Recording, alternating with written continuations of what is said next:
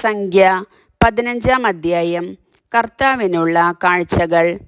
കർത്താവ് മോശയോട് അരുളിച്ചെയ്തു, ഇസ്രായേൽ ജനത്തോട് പറയുക, നിങ്ങൾക്ക് അധിവസിക്കാൻ ഞാൻ തരുന്ന ദേശത്ത് നേർച്ചയോ സോഭീഷ്ട കാഴ്ചയോ നിർദ്ദിഷ്ടമായ തിരുനാളിൽ അർച്ചനയോ ആയി കർത്താവിൻ്റെ മുൻപിൽ പരിമളം പരത്തുന്നതിന് കന്നുകാലികളിൽ നിന്നോ ആട്ടിൻ പറ്റത്തിൽ നിന്നോ ദഹനബലിയോ മറ്റു ബലികളോ നിങ്ങൾ അർപ്പിക്കുമ്പോൾ വഴിപാട് കൊണ്ടുവരുന്ന ആൾ 1/4 ഹിൻ എണ്ണ ചേർത്ത 1/10 എഫ നേരിയ മാവ് ധാന്യബലിയായി കൊണ്ടുവരണം. ദഹനബലിയോടും മറ്റു ബലികളോടുമൊപ്പം അർപ്പിക്കേണ്ട ബലിക്ക് ആട്ടിൻകുട്ടി ഒന്നിന് 1/4 ഹിൻ വീഞ്ഞു വീതം തയ്യാറാക്കണം. മുട്ടാടാണെങ്കിൽ 10-ൽ 2 എഫ നേരിയ മാവിൽ 1/3 ഹിൻ എണ്ണ ചേർത്ത് ധാന്യബലി തയ്യാറാക്കണം. പാനീയ ബലിക്ക് 1/3 ഹിൻ വീഞ്ഞ് സൗരഭ്യമായി കർത്താവിന് അർപ്പിക്കണം. കർത്താവിന് നേർച്ചയോ സമാധാന ബലിയോ സമർപ്പിക്കാനായി ഒരു കാളയെ ദഹനബലിയോ മറ്റു ബലിയോ ആയി ഒരുക്കുമ്പോൾ 1/2 ഹിൻ എണ്ണ ചേർത്ത 10-ൽ 3 എഫ നേരിയ മാവ് ധാന്യബലിയായി അർപ്പിക്കണം. ദഹനബലിയോടൊപ്പം കർത്താവിൻ്റെ മുൻപിൽ പരിമളം പരത്താനായി 1/2 ഹിൻ വീഞ്ഞ് പാനീയ ബലിയായും അർപ്പിക്കണം. കാളക്കുട്ടി, മുട്ടാട്, ആട്ടിൻകുട്ടി, കോലാട്ടിൻകുട്ടി ഇവയിലേതായാലും ഇപ്രകാരം തന്നെ ചെയ്യണം. അർപ്പിക്കുന്ന ബലിമൃഗങ്ങളുടെ എണ്ണമനുസരിച്ച് ഓരോന്നിനും ഇങ്ങനെ ചെയ്യണം.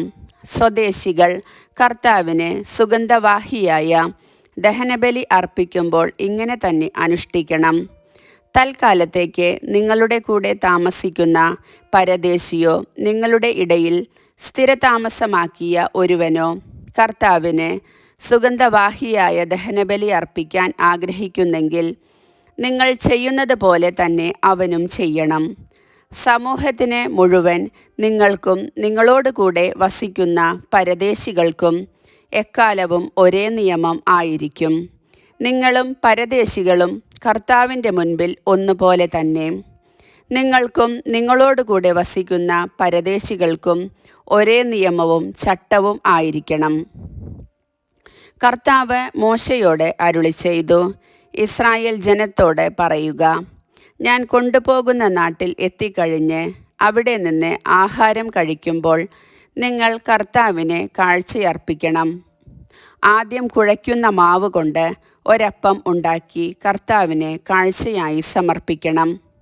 മെതിക്കളത്തിൽ നിന്നുള്ള സമർപ്പണം പോലെ അതും നീരാജനം ചെയ്യണം. ആദ്യം കുഴയ്ക്കുന്ന മാവിൽ നിന്ന് തലമുറ തോറും നിങ്ങൾ കർത്താവിന് കാഴ്ച സമർപ്പിക്കണം.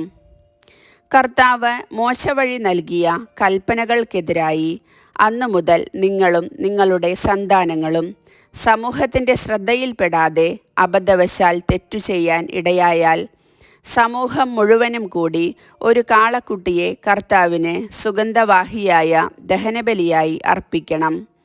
അതോടൊപ്പം വിധിപ്രകാരം ധാന്യബലിയും പാനീയ ബലിയും അർപ്പിക്കണം. പാപപരിഹാര ബലിയായി ഒരു മുട്ടാടിനെയും അർപ്പിക്കണം. പുരോഹിതൻ ഇസ്രായേൽ സമൂഹം മുഴുവനും വേണ്ടി പരിഹാരം ചെയ്യണം. അപ്പോൾ അവർക്ക് മോചനം ലഭിക്കും. കാരണം അബദ്ധത്തിൽ പിണഞ്ഞ തെറ്റാണത്. അതിന് അവർ കർത്താവിന് ദഹനബലിയും പാപപരിഹാര ബലിയും സമർപ്പിച്ചു. ഇസ്രായേൽ സമൂഹത്തിനും അവരുടെ ഇടയിലെ വിദേശികൾക്കും മോചനം ലഭിക്കും. ജനങ്ങളെല്ലാം തെറ്റിൽ ആയിരുന്നല്ലോ. ഒരാൾ അറിയാതെ തെറ്റു ചെയ്തു പോയാൽ അവൻ പാപപരിഹാര ബലിയായി 1 വയസ്സുള്ള പെണ്ണാടിനെ കാഴ്ചവെക്കണം. മനഃപൂർവമല്ലാത്ത തെറ്റിന് പുരോഹിതൻ കർത്തൃസന്നിധിയിൽ പരിഹാരമനുഷ്ഠിക്കട്ടെ. അവന് മോചനം ലഭിക്കും. അറിയാതെ ചെയ്യുന്ന തെറ്റിന് ഇസ്രായേൽക്കാരനും അവരുടെ ഇടയിൽ വസിക്കുന്ന വിദേശിക്കും ഒരേ നിയമം തന്നെയാണ്. കരുതിക്കൂട്ടി തെറ്റു ചെയ്യുന്ന സ്വദേശിയും വിദേശിയും കർത്താവിനെ അധിക്ഷേപിക്കുന്നു. അവനെ ജനത്തിൽ നിന്ന് വിച്ഛേദിക്കണം. അവൻ കർത്താവിൻ്റെ വചനത്തെ നിന്ദിക്കുകയും അവിടുത്തെ കൽപ്പന ലംഘിക്കുകയും ചെയ്തതുകൊണ്ട് അവനെ തീർത്തും പുറന്തള്ളണം. സ്വന്തം അകൃത്യത്തിൻ്റെ ഫലം അവൻ അനുഭവിക്കണം. സാബത്തുലംഘനം. ഇസ്രായേൽ ജനം മരുഭൂമിയിൽ കഴിഞ്ഞിരുന്ന കാലത്ത് ഒരാൾ സാബത്ത് നാളിൽ വിറകു ശേഖരിച്ചു. അതു കണ്ടവർ അവനെ സമൂഹത്തിൻ്റെ മുൻപിൽ മോശയുടെയും അഹറോൻ്റെയും അടുത്തു കൊണ്ടുവന്നു. എന്തു ചെയ്യണമെന്ന് വ്യക്തമാകാതിരുന്നത് മൂലം അവർ അവനെ തടവിൽ വച്ചു. അപ്പോൾ കർത്താവ് മോശയോട് അരുളി ചെയ്തു, ആ മനുഷ്യൻ വധിക്കപ്പെടണം. പാളയത്തിന് പുറത്തുവച്ച് ജനം ഒന്നു ചേർന്ന് അവനെ കല്ലെറിയട്ടെ. കർത്താവ് കൽപ്പിച്ചതുപോലെ ജനം പാളയത്തിന് വെളിയിൽ വെച്ച് അവനെ കല്ലെറിഞ്ഞു കൊന്നു. കർത്താവ് മോശയോട് അരുളി ചെയ്തു, എക്കാലവും തങ്ങളുടെ വസ്ത്രത്തിൻ്റെ വിളുമ്പുകളിൽ തൊങ്ങലുകൾ പിടിപ്പിക്കാനും തൊങ്ങലുകളിൽ നീലനാടകൾ കെട്ടാനും ഇസ്രായേലരോട് കൽപ്പിക്കുക. ഹൃദയത്തിൻ്റെയും കണ്ണുകളുടെയും ചായ്വനുസരിച്ച് യഥേഷ്ടം ചരിക്കാനുള്ള നിങ്ങളുടെ പ്രവണതയെ പിഞ്ചല്ലാതെ കർത്താവിൻ്റെ കൽപ്പനകളെല്ലാം ഓർത്തു പാലിക്കുന്നതിന് ഈ തൊങ്ങലുകൾ അടയാളമായിരിക്കും.